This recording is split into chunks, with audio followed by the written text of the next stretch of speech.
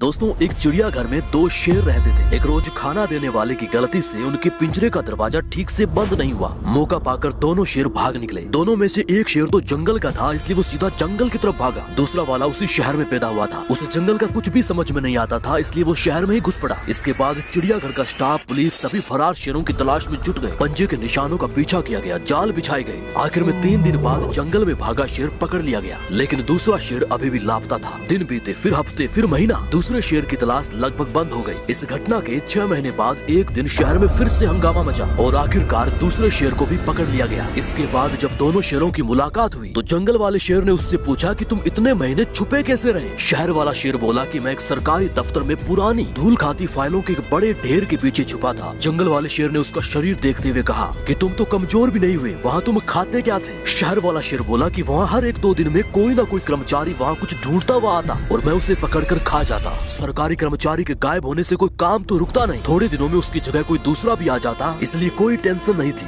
अब थोड़ा सोचकर जंगल वाला शेर बोला कि वहाँ से तुम कहीं निकले भी नहीं, खाने की भी चिंता नहीं, तो ये बताओ कि आखिर तुम पकड़े कैसे गए। तब उसने बताया कि एक दिन एक चाय वाला आया और मैं उसे पहचान नहीं पाया। मैंने उसे पकड़कर खा लिया। थोड़ी देर में दफ्तर में जैसे हड़कंप मच गया, सारा काम ही ठप हो गया। क्या साहब, क्या चपरासी, सब मिलकर चाय वाले को ढूंढने लगे और इसी खोजबीन में लोगों की नजर मुझ पर पड़ गई और मैं पकड़ा गया और वापस चिड़ियाघर भेज दिया गया।